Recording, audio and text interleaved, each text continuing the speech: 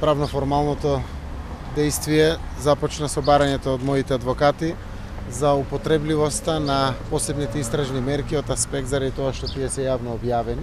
Согласно закон, посебна истражна мерка која што е јавно објавена не се употребува како доказ. Бевме на доумицата дали таа снимка да ја презентираме јавно во целовитоста за да се дознае во суштина самиот предмет или да бараме нејзино изземање заради тоа што законот тоа го дава. Сепак одлучивме да ги користиме сите законски можности, судот ќе донесе решение согласно барањето на адвокатите и буквално ние сме и на двете страни како и да одлучи судот, така ќе користиме нашите права. Јас лично како обвинето лице очекувам и сакам таа снимка да излезе во јавноста, да се види целовитоста на действието што се случувало и да се види дека ниту има намера, ниту се случил било каков подкуп, но истовремено согласно правото и она што законот го возможува, недозволиво е да се заобиколи тој дел од законот, а вакви посебни истражни мерки кои што веќе и судот претходно одлучувал да бидат изземени како докази во постапката и од тоа право заедно, од таа можност заедно со мојот правен тим донесовме одлука да денеска го побараме тоа законско право кое што ни следува. Секако судот штом ќе се изјасни, веднаш продолжуваат следните действија, каде што очекувам правда. Очекувате ли обвинителството да истражи од каде излегле овие снимки?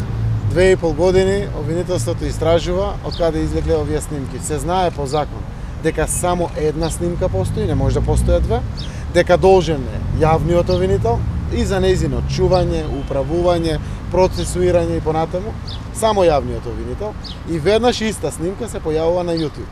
Не треба да се биде посебен експерт или да се биде посебно стручњак во оваа област, да се знае дали е истата снимка или не истата снимка. Таа е снимката што се појави. Проблемот е што два пати е делната, сечена директно. За да се покаже комплетното действие, требало барем, ако се објавува, цела да ја објави. Барем ако не друго, јавноста да ја знае целата вистина. Така да масакрирањето на самата снимка ја покажува целата градосија на евент кој што сака да се прикаже во јавноста и тоа комплетно да се направи мое оцрнување, масакрирање и судење јавно, за да денеска се изгуби дури и можноста на јавното обвинителство да таквиот доказ го употреби во постапка. Тие биле многу свесни, објавувајќи оваа снимка, дека го губат како доказ во постапка. Но сепак, заради јавниот масакар и политичко судење, кој што требало да се случи врз Заев, тие се осудиле на ваквиот случај. Но јас сум само една страна од постапката. Судот е тој кој што ќе носи одлуки. Мојата намера е целосно почитување на судот и судските решенија, како и судските одлуки. Се надевам дека брзо ќе се работи, ќе се донесат судски одлуки, за на крајот и јас, како и сите граѓани, да дочекам правдата за мене. Зошто сега, зошто во почетокот на постапката не побаравте од судот да се произнесе по однос на... Сега дојде фазата. Пред почеток на уводните зборови, тоа процесно право го имат обвинителите и моите адвокати. Мислам, јас како обвинето лице и моите адвокати. Докаде постапката поднесовте вие кривична пријава против Иван Николов Сачавалиев? Обвинителството дали имате информации дали постапува по неја? Адвокати? Да, цело се води процесирано. Процесуирано е тоа пред специјалното јавно обвинителство, како што ми кажуваат адвокатите. Поднесени се други пријави против обвинителот заради објавувањето и слично. Еве, чекаме резултат од таквите пријави. Вие се представиле, така? Да. За обвинителот има? Значи, суштината е дека овој јавен обвинител што е во овој предмет, всушност го реши случајот на сведокот.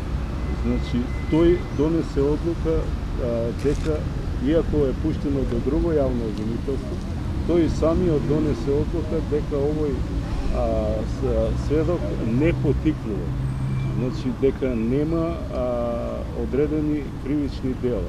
Но има пуштено жалба до Висшето јавно обвинителство како право, кое до ден денес немаме одговор. За другата има процедура. Тоа е втората. А за втората има процедура пред специјалното јавно обвинителство. Се разбрав. Благодарам на новинарите.